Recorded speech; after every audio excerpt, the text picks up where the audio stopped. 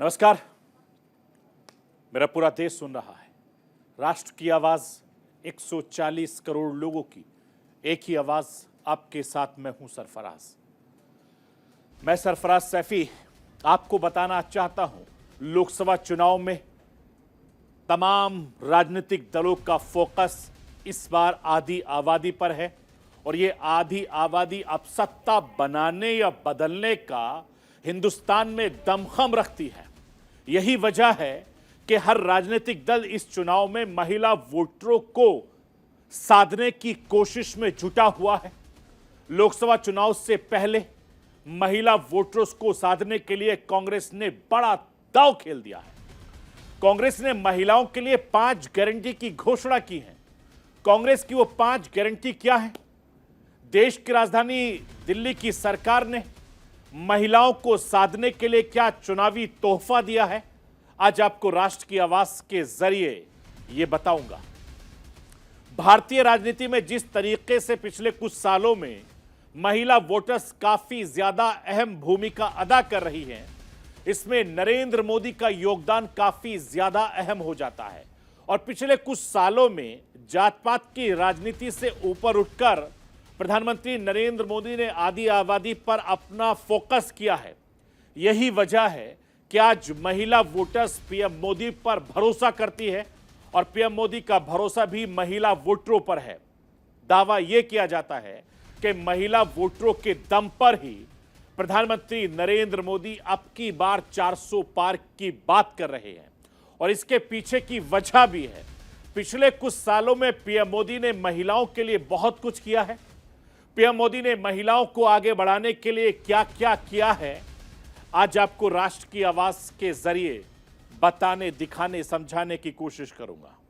जिस तरीके से प्रधानमंत्री नरेंद्र मोदी महिलाओं पर पूरी तरीके से फोकस कर रहे हैं, महिलाएं उन पर भरोसा जता रही हैं, ऐसे में तमाम राजनीतिक दल महिलाओं को साधने के लिए हर मुमकिन कोशिश कर रहे हैं।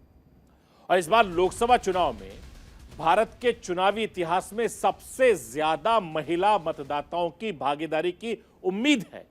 यही वजह है कि भारतीय राजनीतिक दलों ने इसका समर्थन हासिल करने के लिए लगातार होड़ सी मच गई है।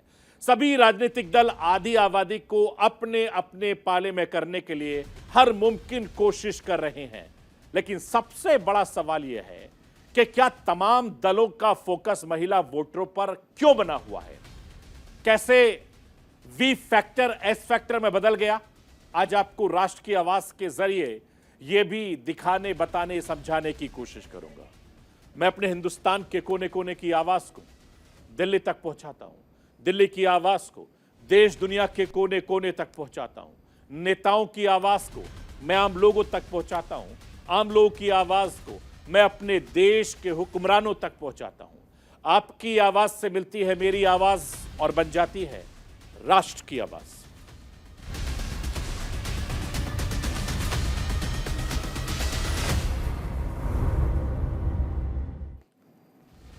लोकसभा चुनाव में तमाम राजनीतिक दलों की नजर महिला वोटरों पर है। हर राजनीतिक दल महिला वोटरों को लुभाने के लिए अपने अपने तरीके से, अपने तरकश से तीर निकाल रहे हैं और महिलाओं को आगे बढ़ाने की बात कर रहे हैं। महिलाओं पर जमकर योजनाओं की सौगात पर सौगात दे रहे हैं। और ये सब इसलिए हो रहा है क्योंकि महिला वोट बैंक आज की तारीख में हर राजनीतिक दल के लिए सबसे बड़ा वोट बैंक बन गया है। सरकार बनाने और गिराने में महिलाओं की भूमिका काफी ज्यादा अहम होने लगी है। राजनीतिक राज्य की हो या देश की हो, राष्ट्र की हो, तस्वीर साफ है, संदेश साफ है कि नारी शक्ति की सौगात का बढ़ावा लगातार बढ़ रहा है और सत्ता की सीढ़ियां चढ़ना किसी के लिए अब आसान बात नहीं है। सियासत की साइलेंट वोटर अब सत्ता की विसात खुलकर बिछाने लगी है। डब्ल्यू फैक्टर अब राजनीति का एक्स फैक्टर बन गई है। लिहाजा पार्टियां कोई भी हो, सबके घोषित अघोषित मैनिफेस्टो में डब्ल्यू फैक्टर यानी वुमेन्स वोटरों पर जोर है और केंद्र की मोदी सरकार महिलाओं के लिए कई बड़ी योजनाएं चला रही है। प्रधानमंत्री नरेंद्र मोदी खुद महिलाओं को आगे बढ़ाने के लिए कई घोषणाएं कर चुके हैं और यही वजह है कि पिछले 10 सालों में लोकसभा चुनाव हो या विधानसभा चुनाव हो, हर चुनाव में बीजेपी लगातार बेहतर प्रदर्शन कर रही है। विपक्षी दलों की नजर भी भारतीय जनता पार्टी के इस खास वोट बैंक पर है, चाहे वो अरविंद केजरीवाल की पार्टी हो, चाहे ममता बनर्जी की पार्टी हो, इसके अलावा चाहे वो अखिलेश यादव हो या बिहार के मुख्यमंत्री हो।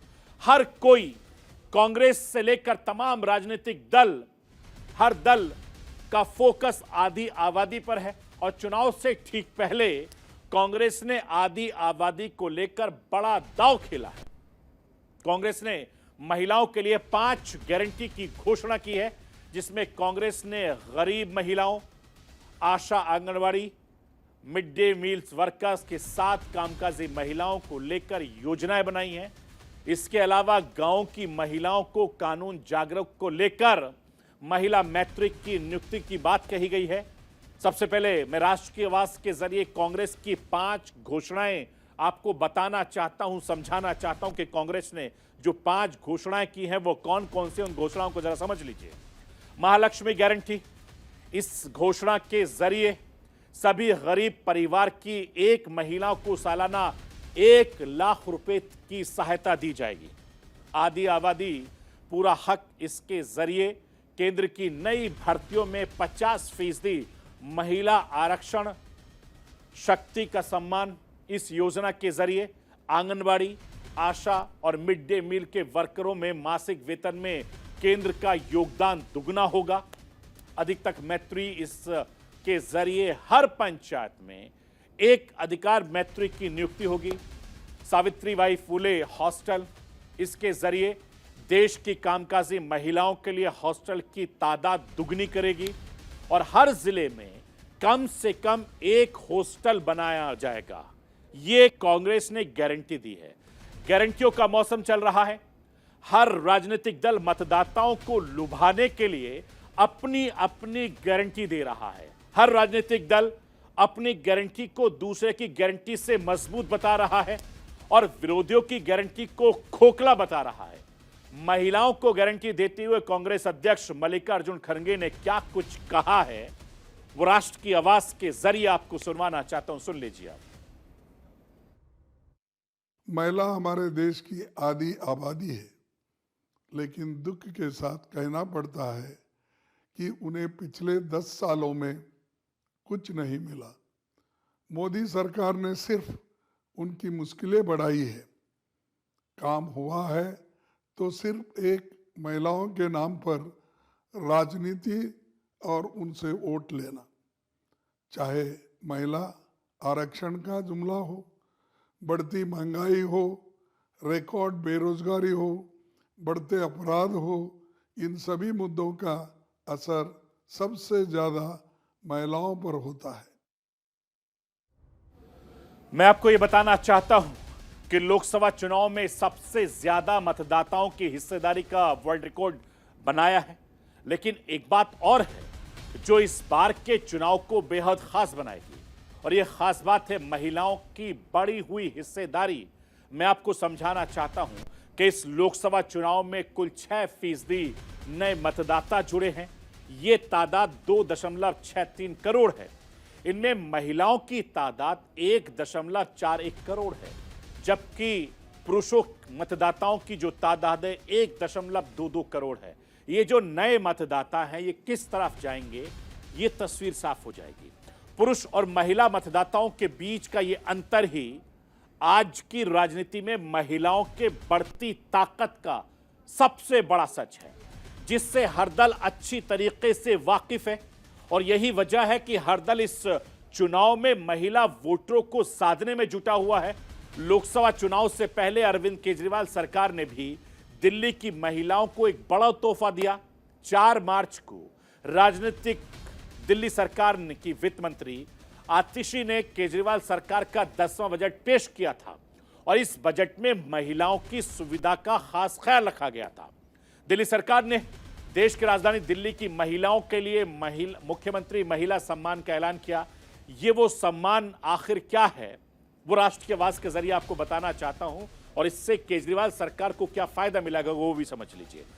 मुख्यमंत्री महिला सम्मान योजना के जरिए महिलाओं को हर महीने 1,000 रुपए देने की घोषणा की है। केजरीवाल सरकार ने इस योजना के लिए 2,000 करोड़ का प्रावधान किया है। महिला सम्मान योजना का लाभ लेने के लिए महिला की उम्र 18 साल से ज्यादा होनी चाहिए। इसके अलावा महिला का आयकर, बिजनेस या नौकरी की श्रेणी में नहीं होना चाहिए। सरकारी पेंशन पाने वाली महिलाओं को यह लाभ मिलेगा।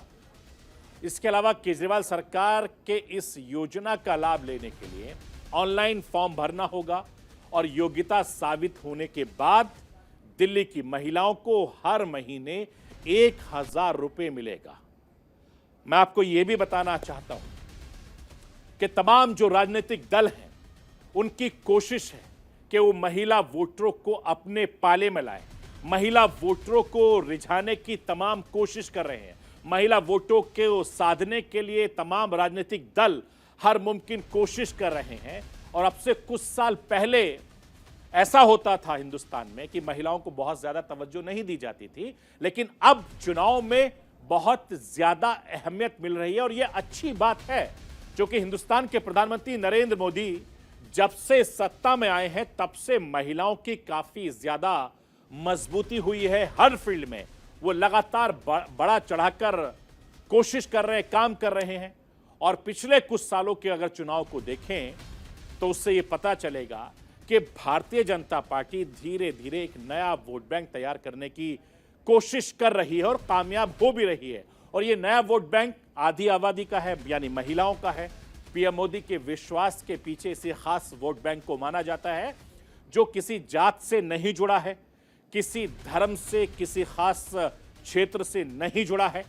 और पिछले कुछ सालों में जात पात की राजनीति से ऊपर उठकर प्रधानमंत्री नरेंद्र मोदी ने महिलाओं पर अपना ज्यादा फोकस किया है। पीएम मोदी ने महिलाओं के लिए कई काम किए हैं, कई योजनाओं की शुरुआत की है।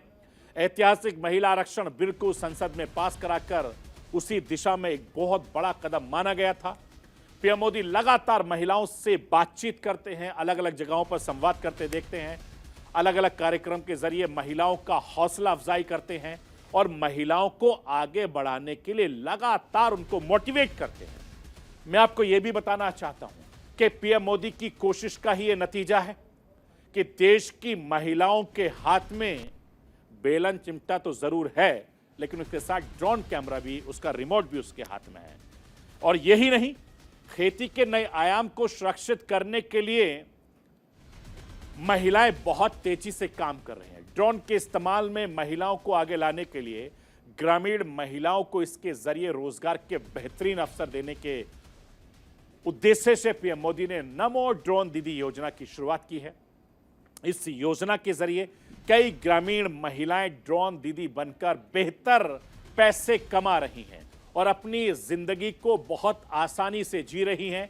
और हाल ही में पीएम मोदी नमो ड्रोन दीदी से भी मिले। ड्रोन दीदी से मिलकर किस तरीके से प्रधानमंत्री नरेंद्र मोदी ने उनसे बातचीत की, उनका हौसला बढ़ाया, उनसे समझाया, वो चीज मैं आपको सुनवाना और दिखाना चाहता हूं, जरा देख लीजिए। कितने दीदी ट्रेन हुए हैं? 200 सर। 200? मुझे ट्रेनिंग सर फूलपुर में इसको द्वारा दी गई थी। 15 दिन की सर ट्रेनिंग हुई है और मुझे ड्रोन मिल चुका है सर। आयोटेक का एग्री बोर्ड ड्रोन मिला है सर, उससे काम कर रहे हैं सर। किसान बहुत खुश है सर, बहुत अच्छा काम करता है ये। इसको संभालोगे कैसे आप लोग? कभी जरूरत पड़ी रिपेयरिंग वगैरह की तो कैसे करोगे? सर वो हमें बताया गया है। बताया गया। मैं आपको यह बताना चाहता हूं कि प्रधानमंत्री नरेंद्र मोदी हर क्षेत्र की महिलाओं से लगातार मिलते हैं, उनसे बातचीत करते हैं, उन्हें आगे बढ़ाने के लिए मोटिवेट करते हैं, कोशिश करते हैं। पीएम मोदी ने अंतर्राष्ट्रीय महिला दिवस के खास मौके पर हिंदुस्तान की करोड़ों महिलाओं को बड़ी सौगात दी है। पीएम मोदी ने महिला दिवस के मौके पर एलपीजी सिलेंडर की कीमतों में 100 रुपए की छूट का बड़ा फैसला किया है। इससे एक दिन पहले ही पीएम मोदी सरकार ने एलपीजी रिफिल पर सब्सिडी को 1 साल के लिए और बढ़ा दिया है। इसकी मदद से 10 करोड़ से ज्यादा गरीब परिवार वालों को इसका फायदा पहुंच सकेगा। और ये वो लोग हैं जिन्हें उज्ज्वला योजना के जरिए मुफ्त कनेक्शन दिया गया था। मैं राष्ट्र के आवाज के जरिए आपको ये समझाना चाहता हूं कि पीएम मोदी ने अब तक महिलाओं के लिए क्या क्या किया है, किन किन योजनाओं का इस्तेमाल किया, जरा समझ लीजिए। लोकसभा राज्य की विधानसभाओं से महिलाओं के लिए 33% आरक्षण का फैसला हुआ। 3 तलाक जैसी कुरीतियों को खत्म किया जो इस्लाम मजहब का हिस्सा नहीं थी। प्रधानमंत्री उज्ज्वला योजना के जरिए गरीब परिवारों को मुफ्त रसोई दी गई। महिला सम्मान सेविंग सर्टिफिकेट स्कीम की गई। लखपति दीदी योजना के जरिए देश में गरीब महिलाओं को आर्थिक लाभ पहुंचाया। नमो ड्रोन दीदी योजना के जरिए महिलाओं को ड्रोन उड़ाने, डेटा एक्सपर्ट की ट्रेनिंग दी जा रही है। मैटरनिटी लीव 12 हफ्ते की जगह इसको 26 हफ्ते कर दिया गया है। प्रधानमंत्री मातृ वंदन योजना, बेटी बचाओ बेटी पढ़ाओ योजना, सुकन्या समृद्धि योजना, सेना में महिलाओं को परमानेंट कमीशन, ये तमाम वो योजनाएं हैं जो नरेंद्र मोदी की सरकार में पिछले 10 साल में हिंदुस्तान की महिलाओं को दिया है। अब तक जाति, धर्म, मजहब और भाषा के आधार पर वोट बैंक राजनीतिक दलों की ताकत होते थे, लेकिन अब महिलाएं खुद से एक बड़ा वोट बैंक, महिलाओं को वोटिंग पैटर्न ही अब लोकतंत्र में सत्ता का भविष्य तय कर रहा है। और इसीलिए तमाम जो राजनीतिक दल हैं वो महिलाओं के लिए तमाम योजनाओं पर योजनाएं चला रही हैं और हर किसी में होड़ मची हुई है। और इस होड़ के जरिए कम से कम हमारी हिंदुस्तान की मां बहनों को फायदा तो हो रहा है। और कुछ साल पहले तक चुनाव में मतदाता के तौर पर महिलाओं को अहमियत कम मिलती थी और ये सच है, क्योंकि धीरे धीरे ही सही चुनावी राजनीति में महिलाओं को अब काफी ज्यादा अहमियत मिलने लगी है और इसका योगदान प्रधानमंत्री नरेंद्र मोदी को काफी ज्यादा है। क्योंकि महिलाओं को जो सम्मान, जो ताकत मिली है वो नरेंद्र मोदी सरकार का नतीजा है। अब चुनाव में महिलाएं पुरुषों के मुकाबले बढ़ चढ़कर हिस्सा लेती हैं और ये आधी आबादी अब सत्ता बनाने या बदलने का दमखम भी रखती है। विधानसभा चुनाव हो, लोकसभा चुनाव हो, पिछले कुछ सालों में देखा यह गया है कि सत्ता में वही आता है जिसे हिंदुस्तान की आधी आबादी यानी महिला बढ़ चढ़कर वोट देती है। साल 2018 से 23 तक के विधानसभा चुनाव के अगर आंकड़े ये बताते हैं कि महिलाएं अब राजनीतिक में किंग मेकर की भूमिका निभा रही हैं। सभी राजनीतिक दल की पार्टियां हों, वो इस बात पर फोकस कर रही हैं कि महिलाओं को ज्यादा से ज्यादा टिकट मिले, महिलाओं के लिए योजनाएं बने, महिलाओं को फोकस में रखकर तमाम चीजों को ध्यान में रखा गया है। और गुजरते चुनाव के साथ सत्ता की शक्ति महिला होती जा रही है और पिछले कुछ सालों से विधानसभा चुनाव में बम्पर वोटिंग होती है। कहते हैं कि इस बम्पर वोटिंग की वजह भी महिलाएं मानी जा रही हैं। और पिछले साल स्टेट बैंक के इकोनॉमिक रिसर्च डिपार्टमेंट ने एक रिपोर्ट जारी की थी। इसमें जो आंकड़ा दिया गया उसे देखकर आपको यह पता चल जाएगा कि पार्टियां अब महिला वोटरों पर अपना फोकस ज्यादा कर रही हैं। मैं राष्ट्र की आवाज के जरिए आपको स्टेट बैंक के इकोनॉमिक रिसर्च डिपार्टमेंट की वो रिपोर्ट दिखाना चाहता हूं जो आपको चौंका देगी। इस रिपोर्ट के मुताबिक पिछले 5 सालों में 23 राज्यों में जो चुनाव हुए, जिनमें से 18 में महिलाओं का वोट फीसदी पुरुषों से ज्यादा रहा है। इन 18 में से 10 राज्यों में सरकार रिपीट हुई है और 8 राज्यों में बदल गई है। लोकसभा चुनाव में महिलाओं का वोटिंग फीसदी बढ़ा है। एक अनुमान के मुताबिक साल 2047 में 92 करोड़ लोग वोट करेंगे और 2047 में 92 करोड़ में से 51 करोड़ महिलाएं होंगे। यह आंकड़ा पुरुषों के मुकाबले 10 करोड़ ज्यादा होगा। मैं आपको यह भी बताना चाहता हूं कि महिलाओं की सिर्फ वोटिंग फीसदी ही नहीं बढ़ी, सरकारी योजनाओं से महिलाओं की हिस्सेदारी बढ़ी है, लगातार बढ़ती जा रही है। मैं राष्ट्र की आवाज के जरिए सरकारी योजनाओं में किस तरीके से महिलाओं की भागीदारी बढ़ती जा रही है वो दिखाना चाहता हूं, समझाना चाहता हूं, जरा समझ लीजिए। स्टैंड अप इंडिया में महिलाओं की भागीदारी 81% है। मुद्रा लोन में महिलाओं की जो भागीदारी है वो 68% है। पीएम जनधन योजना में महिलाओं की भागीदारी 56% है। अटल पेंशन योजना में महिलाओं की हिस्सेदारी 44% है और प्रधानमंत्री सुरक्षा बीमा योजना में 37% तक हमारे हिंदुस्तान की महिलाएं पहुंच गई हैं। महिला वोटरों पर फोकस के पीछे को जो समीकरण है उसको समझना भी बहुत जरूरी है। मैं राष्ट्र की आवाज के जरिए वो आपको समझाना चाहता हूं। पिछले 4 चुनाव के आंकड़े आपके सामने रखकर साल 2004 के लोकसभा चुनाव में हिंदुस्तान में जो वोट पड़े थे वो 53.3% थे, महिलाओं की भागीदारी थी। 2009 में यह आंकड़ा बढ़कर 55.8% हो गया। 2014 में यह आंकड़ा बढ़कर 65.5% हो गया और 2019 में यह आंकड़ा बढ़कर 66.9% तक पहुंच गया। मतलब साफ है कि हर गुजरते साल के साथ महिलाओं की भागीदारी बढ़ती जा रही है और इस भागीदारी का सबसे ज्यादा किसको मिल रहा है वो आप भी देख लीजिए। आपकी समझ में है, क्योंकि तमाम जो राजनीतिक दल है वो महिलाओं को अपने पाले में लाकर ज्यादा से ज्यादा वोट हासिल करके सरकार में बना रहना चाहता है और इसीलिए तमाम जो राजनीतिक दल हैं वो ये कोशिश कर रहे हैं कि महिलाओं को अपने साथ लाएं और वोट बम्पर कराएं। तो ये थी राष्ट्र की आवाज। बाकी खबरों के लिए आप बने रहिए न्यूज़ इंडिया के साथ।